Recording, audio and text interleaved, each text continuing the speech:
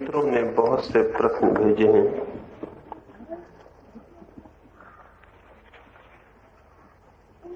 सबसे पहले एक मित्र ने आज सुबह सलाह दी है कि मैं सभी प्रश्नों के उत्तर न दूं। उन्होंने कहा है कि बहुत से प्रश्न तो फिजूल होते हैं, उनको आप छोड़ दें।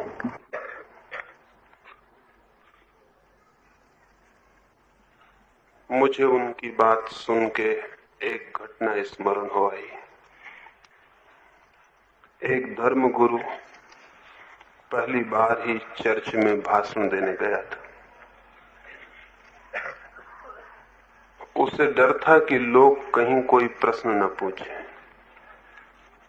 तो अपने एक मित्र को उसने 2 प्रश्न सिखा रखे थे।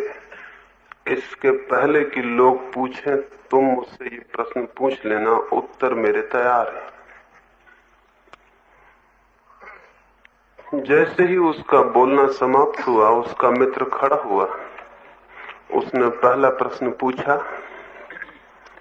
वो वही प्रश्न था जो कि बोलने वाले ने उसे सिखाया हुआ था। बोलने वाले के पास उत्तर भी तैयार था। उसने उत्तर दिया। वो इतना अद्भुत उत्तर मालूम पड़ा कि उस चर्च में इकट्ठे लोग अत्यधिक प्रभावित हुए। फिर उसी व्यक्ति ने खड़े होकर दूसरा प्रश्न पूछा, वो भी सिखाया हुआ था। उसका उत्तर और भी प्रभावपूर्ण था। चर्च तालियों से गूंज उठा। और तभी वो मित्र तीसरी बार खड़ा हुआ और उसने कहा कि महानुभाव, आपने जो तीसरा प्रश्न पूछने को मुझे बताया था वो मैं भूल गया हूं।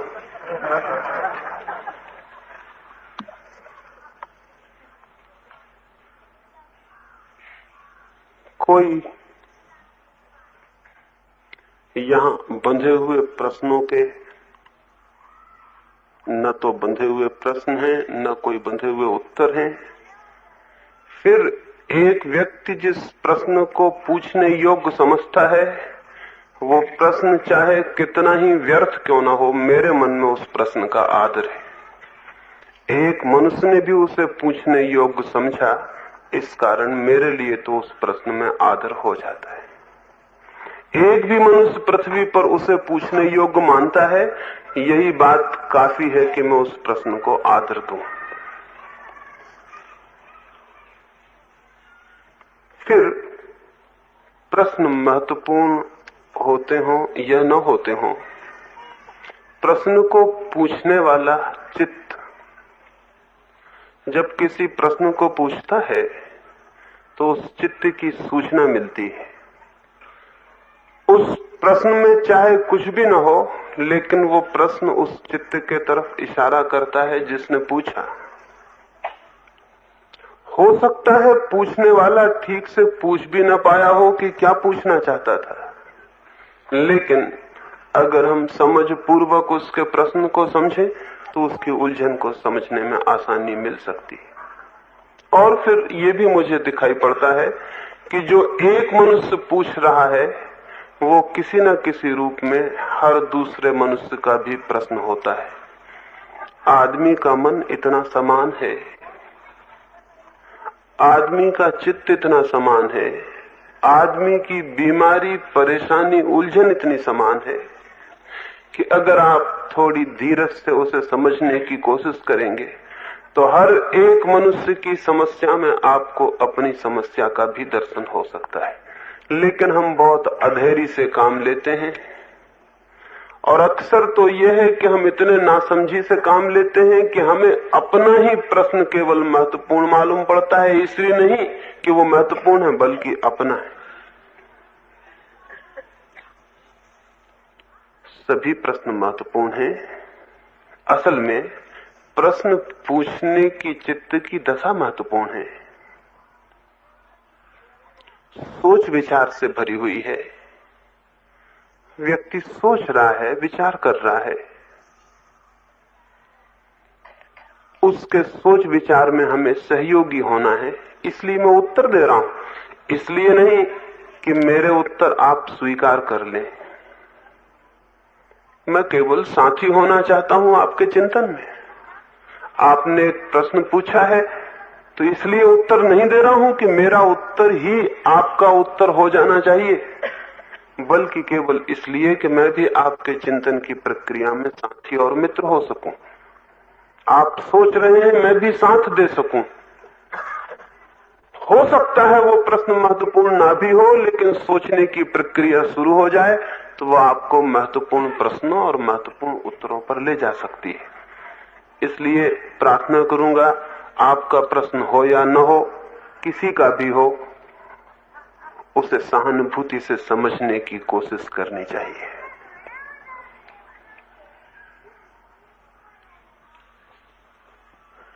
एक मित्र ने पूछा है,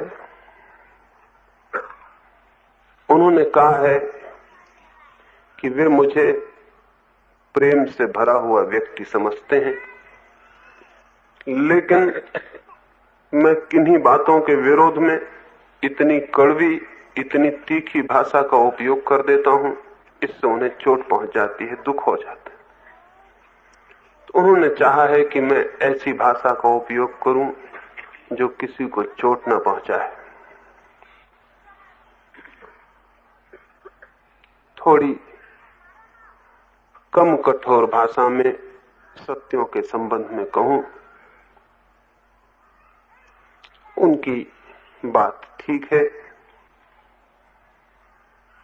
लेकिन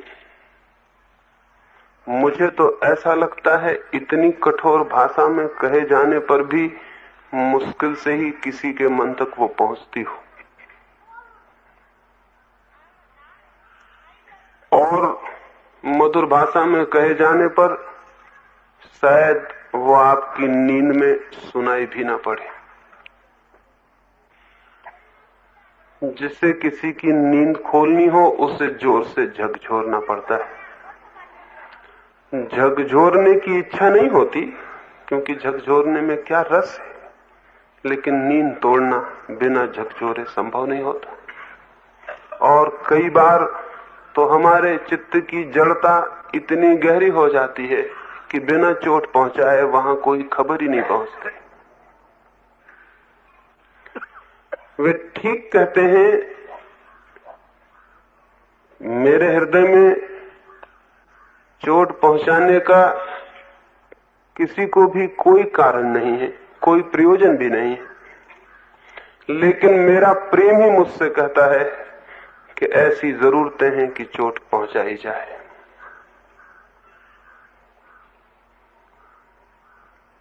यूरोप के एक बहुत बड़े चिकित्सक केनेथ वाकर ने एक छोटी सी किताब लिखी है, और उस किताब को जॉर्ज गुरजीएफ को समर्पण किया है, और डेडिकेशन में, समर्पण में लिखा है, to the disturber of my sleep. George Gurdjieff को समर्पण किया है, लिखा है मेरी नींद को तोड़ देने वाले जॉर्ज गुरजीएफ को।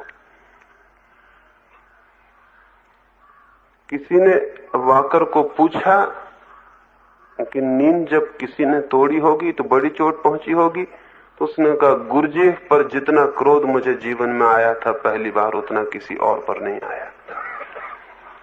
लेकिन वही आदमी मेरी नींद की तोड़ने वाला भी बन गया, और तब मैंने पीछे जाना कि उसने जो शॉक, उसने जो धक्का मुझे दिया था वो कितना प्रेमपूर्ण था। अगर वो धक्का न देता तो शायद मैं जागता भी नहीं। ये उसकी दया थी कि उसने धक्का दिया, और अब मैं अत्यंत आदर से स्मरण करता हूं उसका कि उसने मेरी नींद तोड़ दी। कोई भी नींद तोड़ने वाले को कभी पसंद नहीं करता है। आप सो रहे हो गहरी नींद में और सुबह 4 बजे कोई आपको जगाने लगे तो मन को बड़ा गुस्सा आता है। मन शायद नींद पसंद करता है। तो आप अगर उस जगाने वाले को कहें कि इस तरह जगाएं कि मुझे धक्का ना लगे, मेरी नींद खराब ना हो, इस तरह जगाएं, तो वो कहेगा फिर फिर जगाना भी नहीं हो सकता है। आप ठीक कहते हैं, मेरे शब्द कुछ कठोर हो सकते हैं, लेकिन मेरी समझ में अभी वे इतने कठोर नहीं हैं जितने होने चाहिए। वे थोड़े और कठोर होने चाहिए, क्योंकि आदमी की नींद बहुत गहरी है, हजारों वर्ष की है। अगर चोट पहुंचे तो चिंतन शुरू होता है, विचार शुरू होता है, हम फिर से पुनर्विचार करने को तैयार होते हैं। इस देश में हजारों वर्ष से हमने चोट पहुंचानी ही बंद कर दी मस्तिष्क को। उसकी वजह से हम एक सोई हुई कौम हो गए। हमारा कोई भला आदमी कठोर शब्दों का उपयोग नहीं करता, मीठे मीठे शब्दों का उपयोग करता है। वे मीठे शब्द नींद में लोरियां बन जाते हैं और सोने में सहयोगी हो जाते हैं। इस देश को, इस देश की सोई हुई चेतना को तो अब उन लोगों की जरूरत है जो बहुत बेरहमी से ऑपरेशन करने को तैयार हो, बहुत बेदर्दी से, बहुत सख्ती से इस मुल्क की कुछ घावों को, कुछ पीड़ाओं को, कुछ बीमारियों को दूर करने के लिए तैयार होना जरूरी है। अगर आप में से किसी को भी थोड़ी चोट पहुंच जाती हो तो मैं बहुत खुश हूं। आप कृपा करके और थोड़ी ज्यादा चोट मैं पहुंचा सकूं, ऐसी परमात्मा से आपको प्रार्थना करनी चाहिए। प्रेम चोट पहुंचाने से नहीं डरता है, बल्कि प्रेम ही अकेला है जो चोट पहुंचाने की हिम्मत करता है। प्रेम ये देखता जरूर है कि चोट फायदा करेगी या नुकसान। चोट पहुंचाने से प्रेम कभी नहीं डरता है, लेकिन प्रेम ये जरूर देखता है कि चोट फायदा करेगी या नुकसान। अगर चोट न पहुंचाने से हानि होती हो तो प्रेम जरूर चोट पहुंचाता है, और उनका प्रेम कच्चा होगा जो चोट पहुंचाने से डर जाते हो।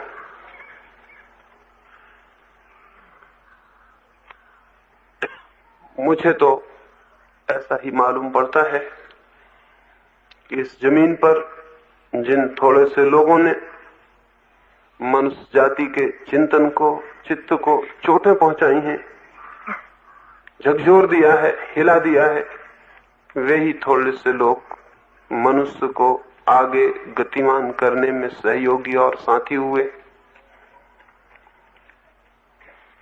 धर्म कोई सांत्वना की बात नहीं है, धर्म एक क्रांति है, धर्म एक कंसोलेशन नहीं है, एक रेवोल्यूशन है। पर हम सारे लोग तो धर्म मंदिरों में सन्यासियों, साधुओं के पास सत्संग में सांत्वना पाने के लिए जाते हैं। वहां तो हम जाते हैं कि हमारी नींद और अच्छी तरह से आए, इसकी वे कोई दवा दे दें, हम संतोष से भर जाएं, इसकी कोशिश करें। लेकिन आपको पता नहीं है, सांत्वना, संतोष और कंसोलेशन जीवन की गति में सबसे बड़ी बाधाएं। जीवन में चाहिए एक क्रांति, चाहिए एक परिवर्तन, और परिवर्तन अनेक अवसरों पर कष्टपूर्ण होता है। प्रसव की पीड़ा झेलनी पड़ती है, बच्चा पैदा होता है तो पीड़ा झेलनी पड़ती है। जीवन बदलता है तो बहुत सी पीड़ा झेलनी पड़ती है, उसकी तैयारी होनी चाहिए। आपकी तैयारी जितनी बढ़ती जाएगी, मैं उतनी ज्यादा चोट पहुंचाने के लिए हमेशा उत्सुक रहूंगा। शायद धीरे धीरे आपको यह दिखाई पड़े कि चोटों ने आपको फायदा किया, आपको जगाया, आपको होश से भरा।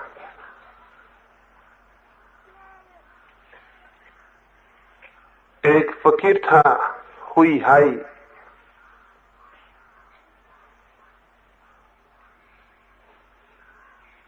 एक एक युवक उसके पास आया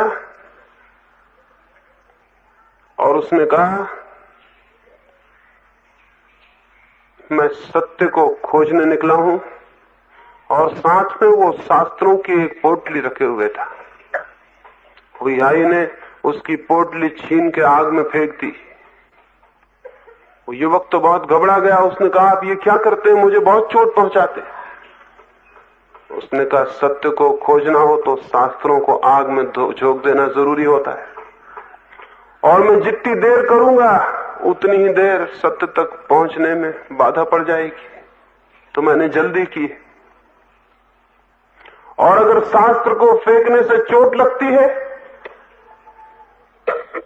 दिल डरता है, तो फिर सत्य की खोज छोड़ दो, शास्त्र को सिर पर रख के घूमते रहो। वो युवक डर गया था, चोट खा गया था। उसके आदृत शास्त्र को इस भांति फेंका जाना बहुत चोट की बात थी। उसने कहा, शास्त्र तो फेंकते हैं ठीक, लेकिन कम से कम मैं भगवान बुद्ध का स्मरण तो कर सकता हूं। उसके हुईहाई ने कहा, जब भी भगवान बुद्ध का नाम मुंह में आ जाए, कुल्ला कर लेना, मुंह साफ कर लेना, मुंह गंदा हो जाता है। तो बहुत हैरान हो गया। मुंह साफ कर लेना, उसने कहा, मुंह गंदा हो जाता है। जब भी नाम आ जाए तो पहले मुंह साफ करना, फिर दूसरा काम करना।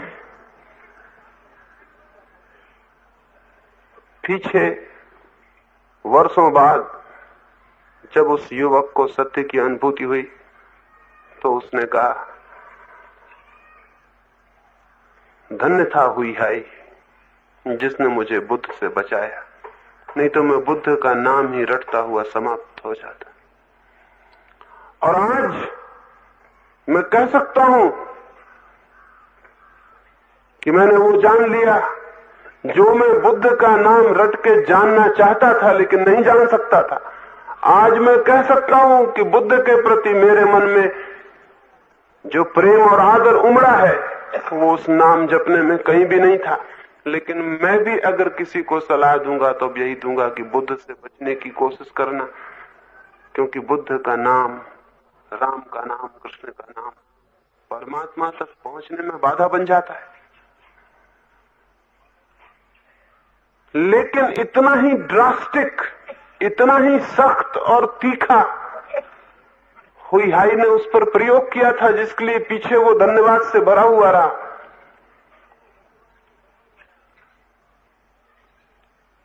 एक फकीर था,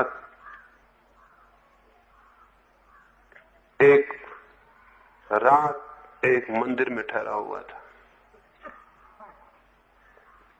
सर्द रात थी।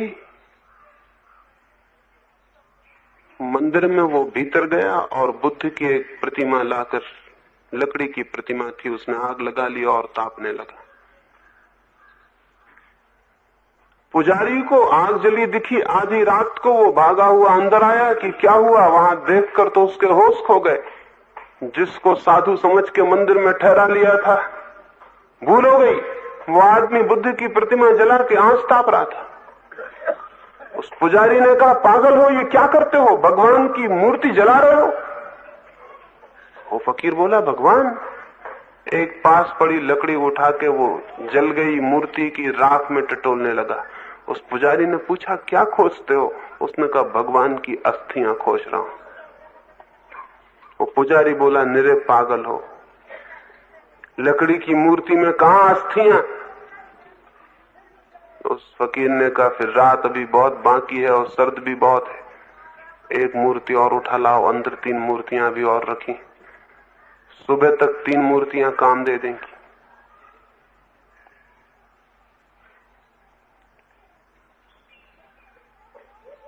वो जो पुजारी था घबरा आया, लेकिन एक सत्य का उसे पहली दफे दर्शन हुआ। अगर लकड़ी की मूर्ति में अस्थियां नहीं होती ये पागलपन है, तो लकड़ी की मूर्ति में भगवान कहां हो सकते हैं? वो भी पागलपन है।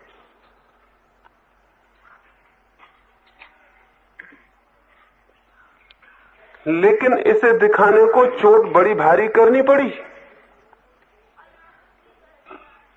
जो कौमें भयभीत हो जाती हैं चोट करने से भी, चिंतन के लिए भी चोट करने से, वे कौमें मर जाती। जो आदमी चिंतन के लिए भी भयभीत हो जाता है और नपी तुपी बातें करने लगता है घेरे के भीतर, मर्यादा में, उसके भीतर प्राणों की ऊर्जा ऊपर उठनी बंद हो जाती है। जिन्हें मार्ग तय करना है उन्हें तो बहुत सी चोटों के लिए तैयार होना चाहिए। ये मन बहुत कमजोर है जो छोटी छोटी चोटों से इतना घबरा जाए, और हम छोटी छोटी बातों से इतने भयभीत हो जाते हैं जिसका कोई भी हिसाब नहीं, और पीछे छिपे प्रेम के भी दर्शन हमें नहीं हो पाते। क्या कोई ये कह सकता है कि जिसने ये मूर्ति जला दी भगवान बुद्ध की, यह आदमी कठोर था, यह आदमी प्रेमपूर्ण नहीं था?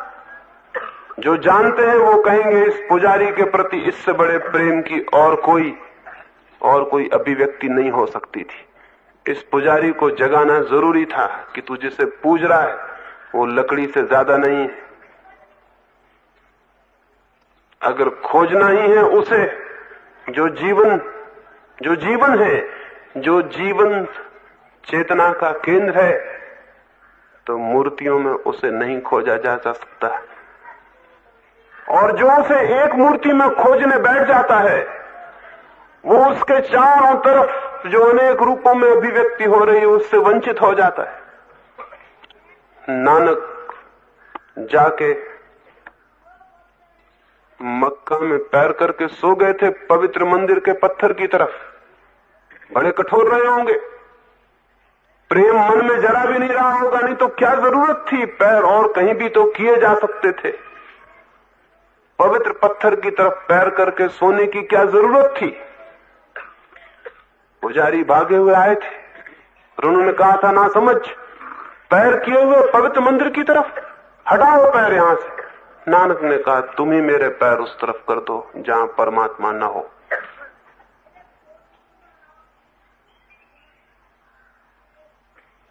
बड़ी चोट थी। उन थोड़े से लोगों ने जिन्होंने आदमी को चोट पहुंचाने का प्रेम दिखलाया है, उन्होंने आदमी को विकसित किया है। जिनने थोड़ी चोट पहुंचाने का प्रेम दिखलाया, उन्होंने मनुष्य की चेतना को आगे बढ़ाया है। जिस दिन ऐसे लोगों की संख्या ज्यादा से ज्यादा होगी जो चोट पहुंचा सकते हैं, जिनका प्रेम ये साहस कर सकता है, उस दिन मनुष्य के जीवन में बड़ी क्रांतियां संभावी हैं। तो मैं तो प्रार्थना करूंगा, मधुर शब्दों को मत खोजें। मधुर शब्द होने से ही प्रेम नहीं हो जाता। शब्दों के पीछे क्या आकांक्षा है उसे खोजें। उन्होंने कहा है कि आप सन्यासियों के संबंध में जो कहते हैं उससे सन्यासी आपके दुश्मन हो रहे हैं। अगर वे दुश्मन हो जाएंगे तो मैं जो कह रहा हूं वो सिद्ध हो जाएगा कि सही था। एक मित्र ने आज सुबह खबर दी कि एक सन्यासी यहां आए हुए थे, वो बहुत नाराज हो गए और वो कल रात यहां आके 10-5 मित्रों को लेके कुछ रामधुन करने वाले थे ताकि यहां मीटिंग ना हो सके। मैंने कहा उनसे कहो कि बड़ी गलती हो गई, आज वो आ जाएं, भजन करते हैं, उसकी जगह रामधुन हो जाएगी। उसमें हर्जा क्या है? इसमें मीटिंग में बाधा क्या पड़ेगी? और थोड़ा आनंद आ जाएगा। और वो नाराज हो गए हैं। तो फिर जिन मुनि शांतिनाथ की मैं बात कर रहा था, हमें ख्याल भी नहीं था कि वो यहां हो सकते। नाराज होने की क्या बात है?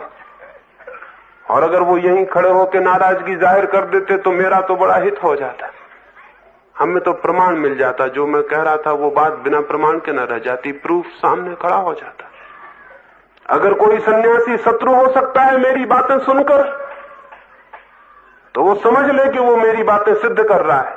सन्यासी और शत्रुता का क्या संबंध? सन्यासी के मन में और शत्रुता का क्या सवाल? और सन्यासी के मन में भी शत्रुता हो तो ऐसे सन्यासी पर दया नहीं की जा सकती। ऐसे सन्यासी को जमीन से विदा करना ही होगा। तो ही हम उस सन्यासी को जन्म दे सकेंगे जिसके हृदय में शत्रुता नहीं होती, प्रेम होता है। अगर चोट लगती हो, इसमें मेरी भूल नहीं है,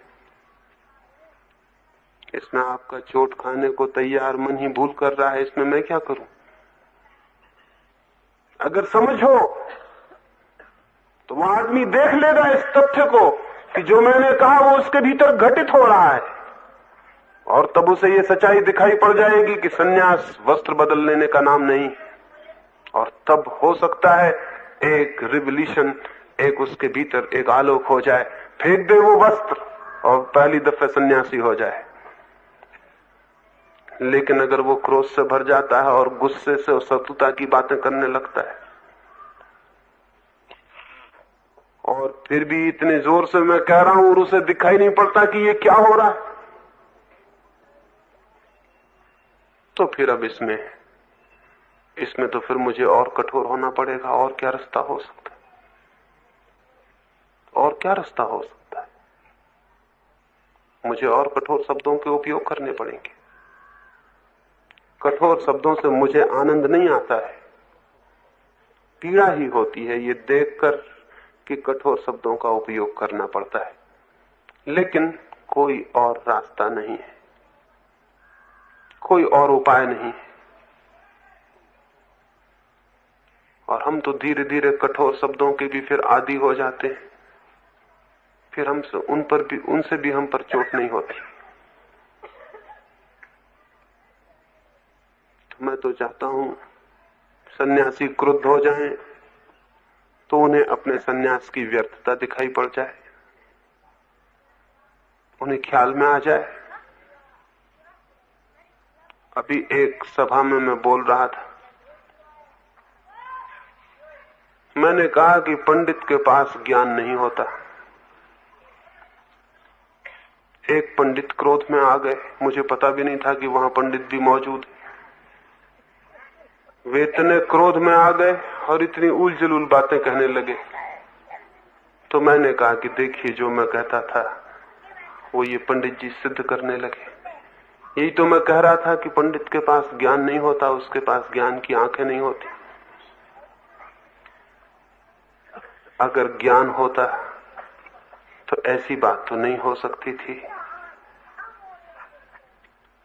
ये इतने जल्दी इतना क्रोध, इतना असंतुलन तो नहीं हो सकता। थोड़ी समझ होती तो ये ख्याल ही नहीं हो सकता था कि मैं पंडित हूं। ज्ञान होता तो ये ख्याल हो सकता था कि मैं पंडित हूं। ये अहंकार हो सकता था कि मैं जानने वाला हूं। जिन लोगों ने भी जाना है वे तो इतने विनम्र थे कि उन्होंने कहा, हमसे ज्यादा अज्ञानी और कोई भी नहीं। सुकरात ने मरने के पहले कहा, मैं तो परम अज्ञानी हूं। उसने कहा कि जब मैं युवा था तब मुझे भ्रम था कि मैं जानता हूं, फिर जैसे जैसे मेरी उम्र बढ़ी और अनुभव बढ़ा, जैसे जैसे मेरा ज्ञान बढ़ा, तो मुझे दिखाई पड़ा कि ज्ञान कहां है मेरे पास। सब तो अज्ञान है, कुछ भी तो नहीं जानता, सब तो अननोन। और अब जब मैं बूढ़ा हो गया हूं तो मैं कह सकता हूं कि मुझ जैसा अज्ञानी और कोई भी नहीं है। सुकरात अंतिम क्षणों में अगर ये कह सके कि मैं परम अज्ञानी हूं, तो फिर हमें सोचना पड़ेगा कि जिनको ये भ्रम होता हो कि मैं ज्ञानी हूं, वो क्या होते होंगे? वो क्या होते होंगे जिनको ये ख्याल होता है कि मैं ज्ञानी हूं? वे अज्ञानी होते होंगे, क्योंकि ज्ञानियों को तो अज्ञान का बोध होता है कि हम कुछ भी नहीं जानते। क्या जानते हैं? राह पर पड़े हुए पत्थर को भी नहीं जानते और आकाश में बैठे परमात्मा को जानने का दावा करते। सामने घर के लगे वृक्ष के पत्ते और फूल को नहीं जानते, और वो जो सब तरफ अदृश्य है उसको जानने का दावा अहंकार और पागलपन के सिवाय और क्या होगा? तो मैंने उनसे निवेदन किया, आपको ये ख्याल है कि आप पंडित हैं, यही भूल हो गई। और इसी पंडित के लिए मैं कह रहा हूं कि इसके पास ज्ञान नहीं होता, क्योंकि जिसके पास ज्ञान होता है उसको पंडित होने का ख्याल नहीं होता, उसके तो सारे ख्याल गिर जाते हैं। वो तो इतना विनम्र हो जाता है कि उसे दिखाई पड़ता है मैं कुछ भी नहीं जानता हूं।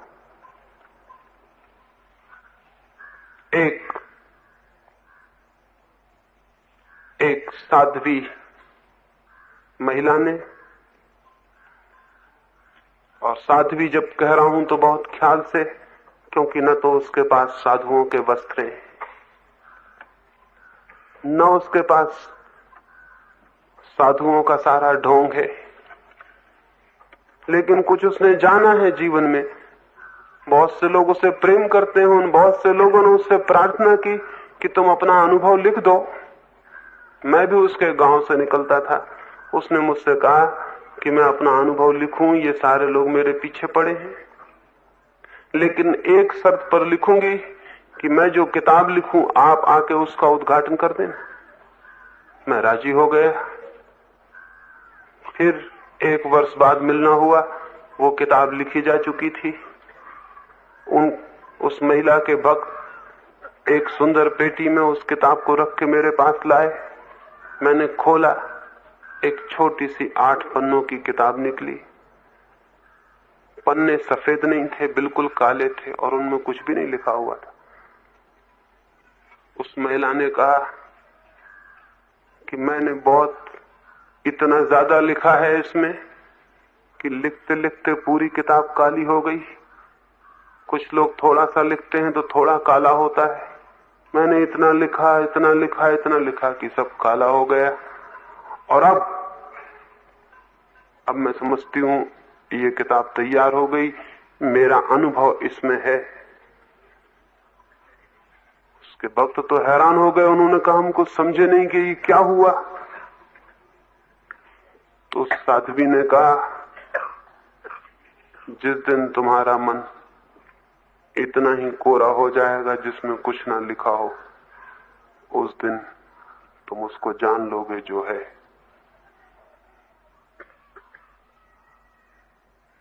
मैं तो खाली होकर भर गई। मैंने तो सब जानना छोड़ दिया और मैं जान गई। मैंने तो सब ज्ञान भुला दिया और मैं ज्ञान को उपलब्ध हो गई। लेकिन जो मैंने जाना है उसे शब्दों में कहना अब संभव नहीं है, शब्दों से उसे जाना भी नहीं है। निशब्द में, मौन में उसे जाना है। ये किताब शायद तुम्हें खबर दे मौन हो जाने को, निशब्द हो जाने को, शब्द से छूट जाने को। पता नहीं वे अपने मन में हंसे होंगे या क्या किया होगा, क्योंकि शायद ही यहां किताबों के स्टॉल पर अगर एक ऐसी किताब मैं भी बिकवाऊं जिसमें कुछ न लिखा हो तो आप में से शायद ही कोई उसे खरीदे। लेकिन अगर कोई उसे भी खरीद ले तो समझना कि उसकी जिंदगी में समझ की शुरुआत हो गई है। मन जिस दिन कोरा हो जाता है उस दिन कहां है पांडित्य, कहां है जानना, कहां है ये भ्रम कि मैं जानता हूं और तुम नहीं जानते हो। इन्हीं भ्रम वाले लोगों ने कि मैं जानता हूं और तुम नहीं जानते हो, सारे गुरु शिष्य के उपद्रव खड़े कर दिए। जिसको भ्रम है मैं जानता हूं वो गुरु बन जाता है कुर्सी पे चढ़ के, और जिसको वो समझता नहीं जानता उसको बिठा लेता है अपने पैरों में, वो हो जाता है गुरु, ये हो जाता है शिष्य। और ये खेल अत्यंत मूर्खतापूर्ण हजारों वर्ष से चल रहा है। जो जानता है उसे ख्याल भी नहीं होता कि मैं जानता हूं, वो गुरु क्या बनेगा किसी का। गुरु बनने के पागलपन का उसे ख्याल भी नहीं आ सकता। तो मैं इधर कहना शुरू किया हूं, आध्यात्मिक जीवन में सीखने वाले लोग तो होते हैं लेकिन सिखाने वाले लोग नहीं होते। शिष्य तो होते हैं लेकिन गुरु नहीं होते, क्योंकि गुरुओं को कोई ख्याल नहीं रह जाता कि मैं सिखाऊं, कि मैं सिखा सकता हूं, कि मैं किसी का गुरु हो सकता हूं। ये ख्याल, ये भ्रम हमारे अहंकार से ज्यादा नहीं।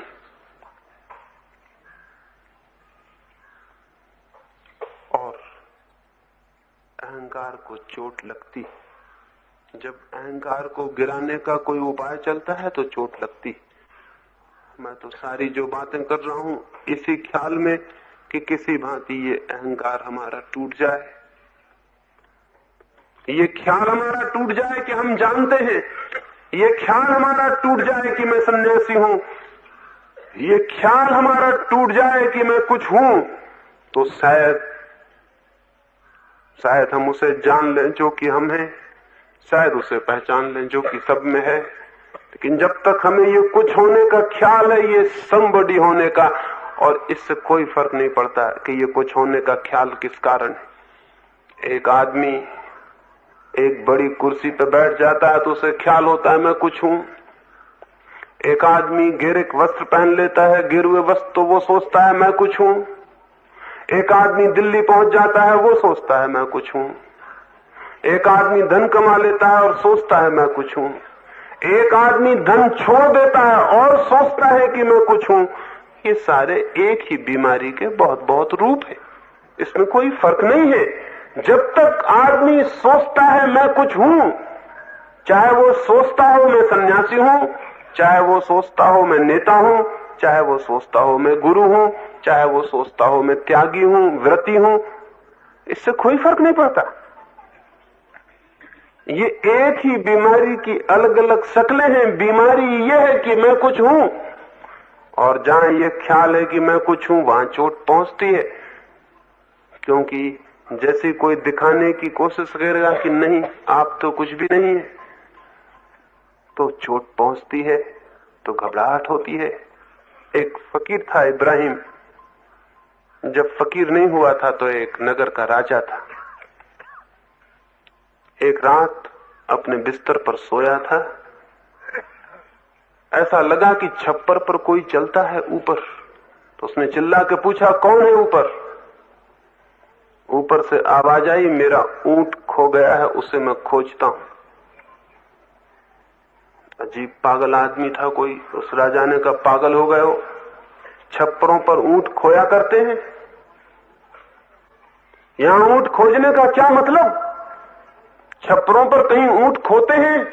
तो उस आदमी ने कहा अगर छप्परों पर ऊंट खोजने से नहीं मिलेंगे तो सिंहासनों पर भी आनंद खोजने से नहीं मिलेगा, सिंहासनों पर आनंद भी नहीं खोया है। राजा उठा और दौड़ा कि उसे पकड़वा ले, कौन आदमी है, लेकिन वो नहीं मिल सका। दूसरे दिन राजा रात भर सोचता रहा कि बात उसने क्या कही है। रात भर उसे ख्याल रहा छप्पड़ों पर नहीं मिल सकता है ऊंट, सिंहासनों पर सत्य नहीं मिल सकता, सिंहासन भी छप्पर ही है, चाहे वे सिंहासन किसी तरह के हों, सन्यास के, शंकराचार्य होने के, फला होने के, ढिका होने के, राजनीतिज्ञों के, या किसी तरह के सिंहासन हो, उन पर सत्य मिल सकेगा। वो भी सोचता रहा, लेकिन सुबह जब वो दरबार में गया उदास और चिंतित था। बैठा ही जाके था कि एक अक्खर आदमी अंदर घुसता चला आया। पहरेदार ने बहुत रोकने की कोशिश की कि रुको। उसने कहा तुम रोकने वाले मुझे कौन हो, इस घर का मालिक कोई हो तो मुझे रोक सकता है, हर किसी से मैं रुकने वाला नहीं। कौन है मालिक? नौकर भी डर गए उससे, ले गए राजा के पास कि यह है मालिक। उस आदमी ने कहा मैं इसको मालिक नहीं मान सकता, और राजा से पूछा कि मैं इस सराय में रुकना चाहता हूं, 2-4 दिन ठहर सकता हूं। उस राजा ने कहा तुम पागल मालूम होते, ये सराय है, ये मेरा निवास है, मैं मालिक हूं यहां का। वो आदमी हंसने लगा। उसने कहा मैं कुछ वर्ष पहले आया था, लेकिन तब दूसरा आदमी यही कहता था कि मैं मालिक हूं यहां का। उस राजा ने कहा वो मेरे पिता थे। उसने कहा और भी मैं कुछ साल पहले आया था, तब एक तीसरे आदमी ये कहता था कि मैं मालिक हूं यहां का, वो मेरे पिता के पिता थे। और सन्यासी ने कहा मैं कुछ वर्षों बाद फिर आऊंगा, तुम मुझे मिलोगे यहां कहने को कि मैं मालिक हूं। जब हमेशा मालिक बदल जाते हैं तो उसका मतलब ये सराय है, मैं ठहर सकता हूं इस सराय में। अगर ये तुम्हारा निवास है तो फिर लोग कहां गए जिनका पहले ये निवास था, वे कहां हैं? उस राजा ने कहा कि शायद बात तुम्हारी ठीक है, हम कुछ दिन ठहरते हैं और चले जाते हैं। उसने द्वार बंद करवा दिए और कहा, कहीं ऐसा तो नहीं कि रात जो छप्पर पे ऊंच खोजता था वो तुम ही हो? उस आदमी ने कहा, मैं ही हूं। छप्पर पर ऊंट खोजने आया था ताकि तुम्हें कह सकूं कि सिंहासनों पर सत्य नहीं मिल सकता, और आज तुम्हारे सराय में मेहमान होने आया हूं ताकि तुम्हें कह सकूं कि ये तुम्हारा घर नहीं है।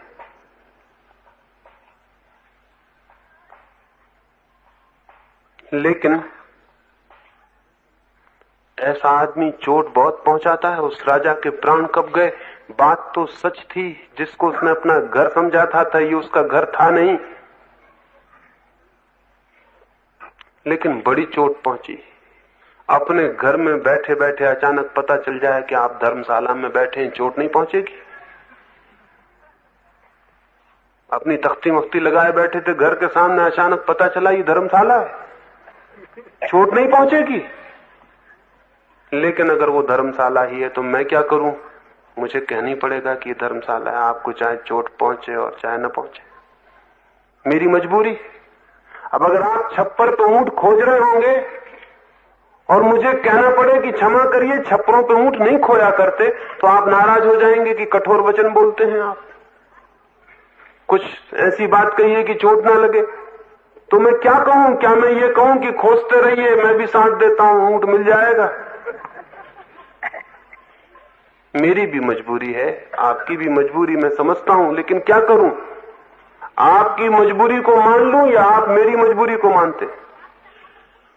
मुझे कहनी पड़ेगा छप्परों पर ऊंट नहीं मिलते, सिंहासनों पर भी सत्य नहीं मिलता है, क्योंकि जो आदमी जितने ऊंचे सिंहासन पर बैठता चला जाता है उतना ही छोटा आदमी होता चला जाता है। जितना ऊंचा सिंहासन उतना छोटा आदमी। असल में छोटे आदमी के सिवाय ऊंचे सिंहासन पर कोई चढ़ना ही नहीं चाहता। वो छोटा आदमी ऊंची चीज पर खड़े होकर ये भ्रम पैदा करना चाहता है कि मैं छोटा नहीं हूं। छोटे छोटे बच्चे भी यही करते हैं, घरों में कुर्सी पे खड़े हो जाएंगे, ऊपर कहेंगे हम आपसे बड़े हैं। तो दिल्ली में जो बैठ जाते हैं और कहते हैं हम आपसे बड़े हैं, वो इन बच्चों से भिन्न है, क्योंकि आपकी बड़ी कुर्सी है, आप बड़े हो गए।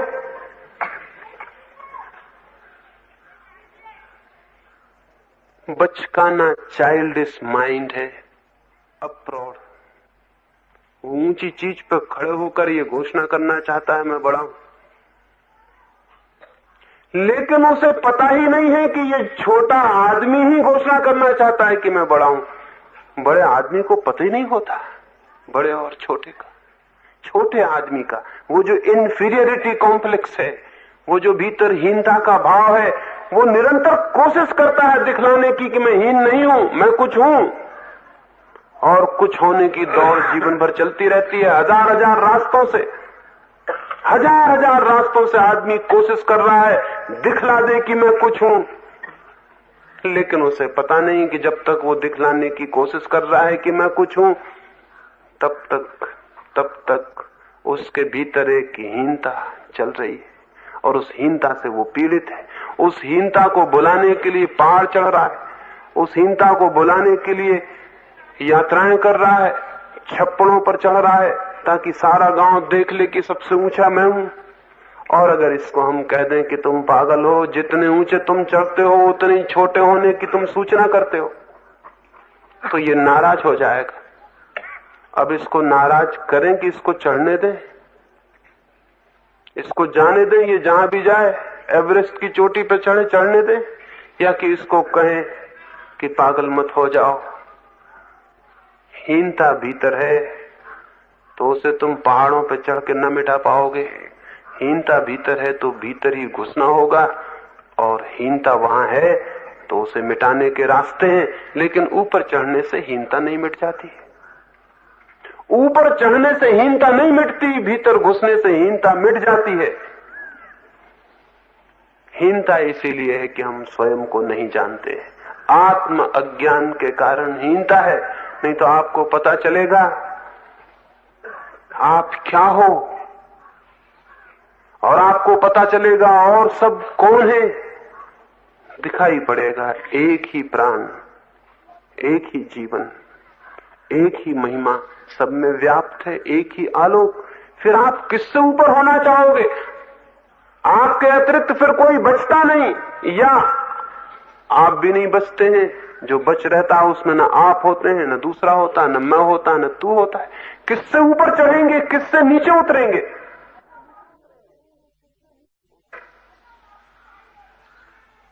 उस क्षण सब हीनता मिट जाती है और सब सुपीरियरिटी भी, श्रेष्ठता भी। उस दिन ना आप हीन होते हैं ना श्रेष्ठ, उस दिन आप बस होते हैं। फिर कोई कंपैरिजन नहीं होता, क्योंकि कंपेयर करने को कोई नहीं होता, कोई तुलना नहीं होती। ऐसे व्यक्ति को तो मैं धार्मिक कहूंगा, लेकिन ऐसे व्यक्ति को धार्मिक नहीं कह सकता जो अभी कह रहा है कि तुम ग्रस्त हो, मैं सन्यासी हूं, तुम पापी हो, मैं पुण्यात्मा हूं, तुम हीन आत्मा हो, मैं महात्मा हूं। ये जो आदमी क्या कर रहा है? और इसने जो तरकीब निकाल ली है वो ज्यादा गहरी है उस आदमी से जो कह रहा है मैं धनवान हूं, तुम गरीब हो। उससे ज्यादा गहरी है। धनवान को भी दिखाई पड़ता है धन छिन सकता है, चोरी जा सकता है, कल वो भी गरीब हो सकता है। लेकिन ये त्याग और सन्यास ऐसी चीजें हैं कि न चोरी जा सकते, न खो सकते, न इनको कोई छिना सकता। ये ज्यादा स्थायी संपत्तियां हैं। इसलिए जो लोग बहुत लोभी हैं वे तिजोरी छोड़ देते हैं और स्थायी तिजोरी की खोज में निकल जाते हैं। सन्यासी हो जाएं, परमात्मा को पकड़ लें, क्या करें क्या ना करें। वे ऐसी संपत्ति खोजते हैं जिसे कोई छीन ना सके।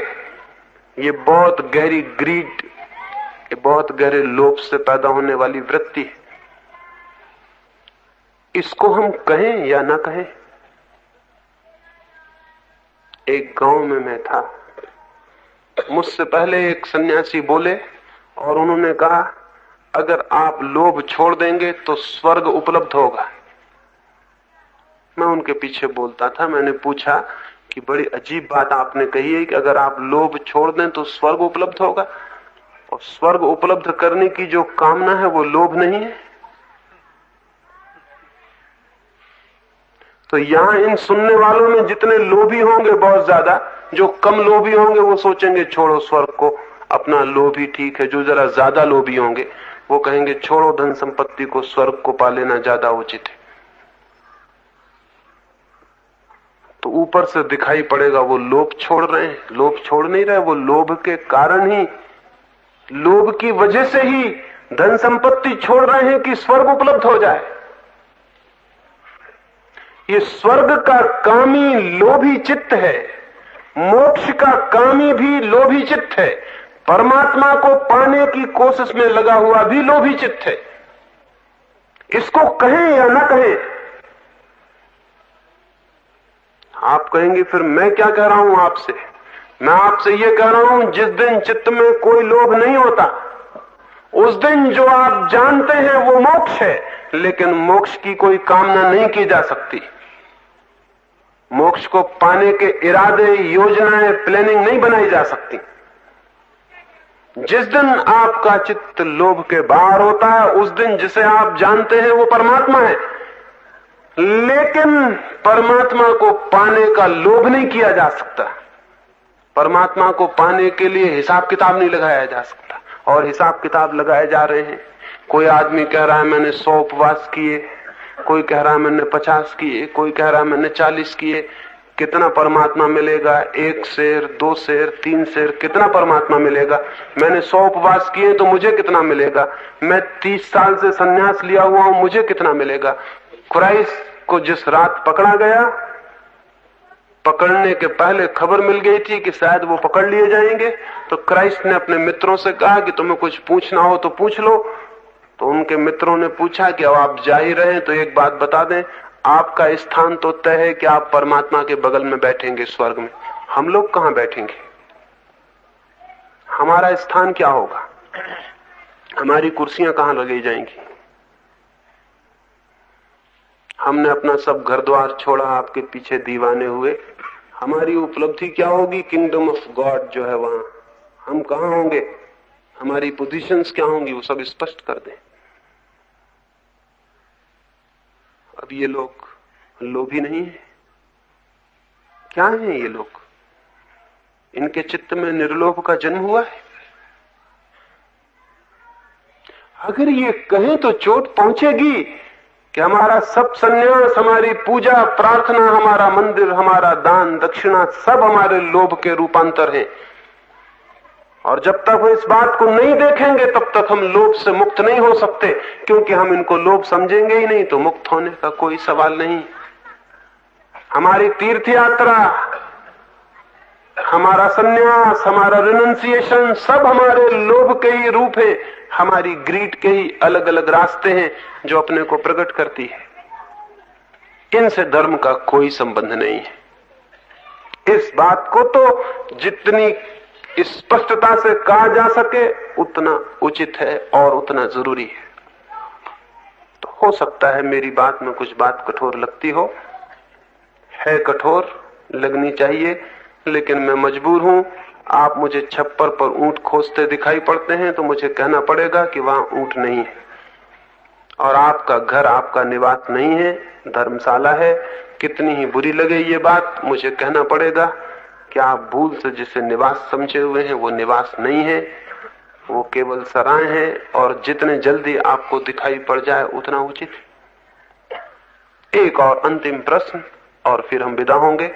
फिर जो प्रश्न होंगे वो रात हम बात करेंगे। एक मित्र ने पूछा है कि श्रद्धा,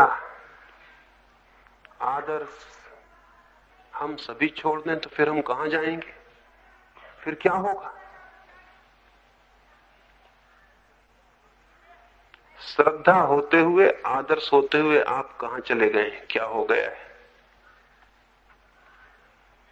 श्रद्धा भी है, आदर्श भी हैं, आप कहां चले गए हैं, क्या हो गया है? भटक रहे हैं और तो कहीं नहीं चले गए।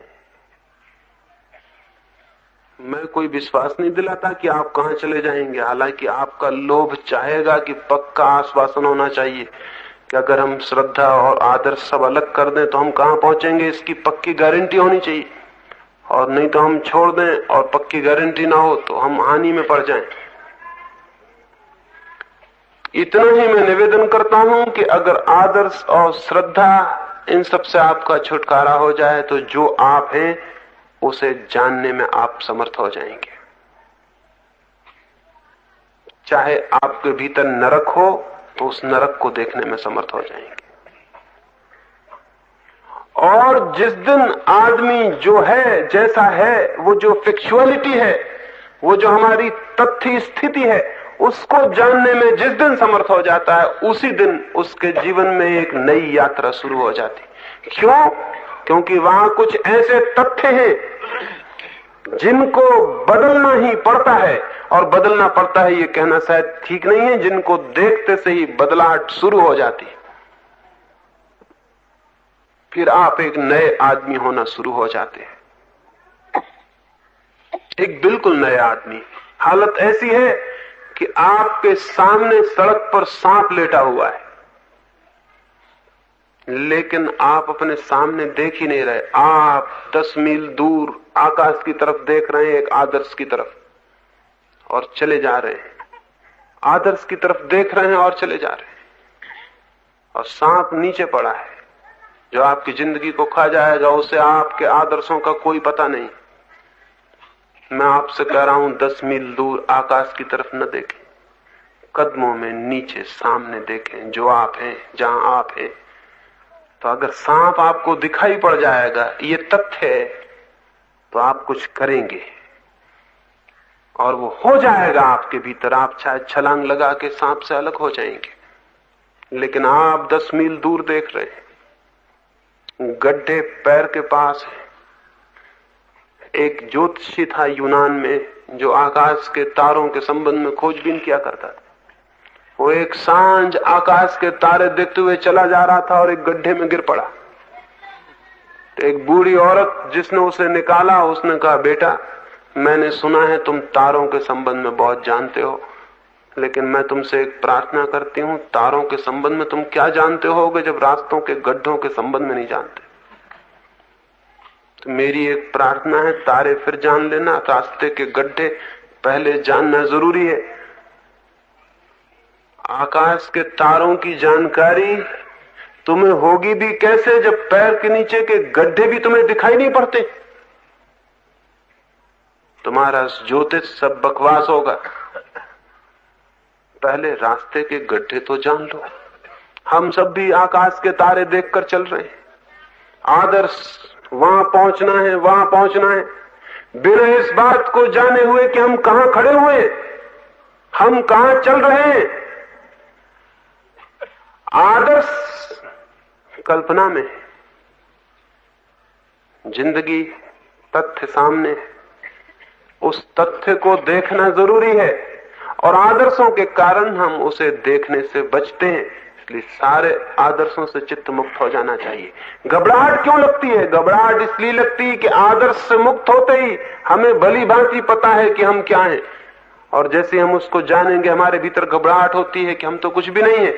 आदर्श में तो हम मान लेते हैं कि हम ब्रह्मास्मि, मैं ईश्वर हूं, फला हूं, ढिका हूं। ये बड़े मजेदार बातें। मैं ब्रह्म हूं, मैं आत्मा हूं, मैं ये हूं, मैं वो हूं, मैं अविनाशी तत्व हूं, अजर अमर, ये सब हम आदर्श में मान लेते हैं। नीचे लौट के देखेंगे तो घबराहट होगी कि मौत पास आ रही है। ये अजर अमर आदर्श में है, सरकती आ रही रोज। मौत तथ्य है, ये अमरता बातचीत है। अमरता की बातचीत में मौत को कब तक झुटलाइएगा? और मौत को जितने दिन झुटला रहे हैं आप, उतने दिन आप धोखे में। तो मैं ये कहता हूं, अमरता की बातचीत छोड़िए, मौत को देखिए। और मेरा निवेदन यह है कि जिस दिन आप मौत को पूरी तरह देखेंगे, उसी दिन जो अमर है आपके भीतर उसका दर्शन हो जाएगा। मौत के परिपूर्ण दर्शन से अमृत का अनुभव होता है। लेकिन जो मौत को देखने से डरता है और मौत को देखने से डरने के कारण अमरता की बातचीत करता रहता है, वो मौत को ही नहीं देख पाता, अमृत को कैसे देख पाएगा? मौत को देखने के साहस से ही, मौत का आमना सामना एनकाउंटर करने से ही जो आपके भीतर अमृत है उसकी झलक मिलनी शुरू होती। क्यों ऐसा होगा? ऐसा इसलिए होगा कि देखते हैं, छोटे छोटे बच्चे भी जानते हैं, स्कूल के ब्लैक बोर्ड पर सफेद चाक से जब लिखते हैं तो दिखाई पड़ता है, और सफेद दीवार पे सफेद चाक से लिखें तो दिखाई नहीं पड़ता। स्कूल के शिक्षक भी ज्यादा समझदार हैं आत्मा के खोजियों से। उनको पता है कि सफेद दीवार पे लिखेंगे कुछ भी दिखाई नहीं पड़ेगा, काले ब्लैक बोर्ड पे लिखने से दिखाई पड़ता है। क्यों? कंट्रास्ट। जब तक आप मौत में नहीं झांकेंगे आपको अमृत दिखाई नहीं पड़ता, दिखाई पड़ नहीं सकता। मौत काले बोर्ड की तरह खड़ी हो जाती है, और अगर उस काले बोर्ड में फिर एक भी सफेद रेखा आपको दिखाई पड़ गई तो आप जानते हैं कि काला बोर्ड ही सब कुछ नहीं है, एक सफेद रेखा भी जो काले के बाहर है और अलग है। तो जो मौत में नहीं झांकेगा वो अमृत को कभी नहीं देख सकता। जो काले से डरेगा वो सफेद को नहीं देख सकता। तो जीवन के तथ्यों में झांकना जरूरी है। जीवन के तथ्यों को झुटलाने वाले आदर्शों में समय खोना उचित नहीं है। लेकिन हम सब मौत से डरते हैं, सो हम अमरता के आदर्श बना लेते, अमरता के सिद्धांत बना लेते। जो आदमी जितना मौत से डरता है उतनी आत्मा की अमरता की बातें करता है। देख लें आप, जमीन पर जो कौम जितनी ज्यादा मौत से डरती है वो उतनी ही आत्मा को मानने वाली कौम है। क्यों मानती है? भय है भीतर मौत का। तो हम मान लेते हैं कि आत्मा अमर है, इसको मानने में बड़ा रस और आनंद आता है। इस रस और आनंद में धोखा है। तथ्यों को देखना जरूरी है, क्योंकि तथ्यों के भीतर ही सत्य छुपे हुए हैं। इस संबंध में हम और कुछ प्रश्न हैं, उनकी बात रात करेंगे। दोपहर की ये बैठक समाप्त हुई।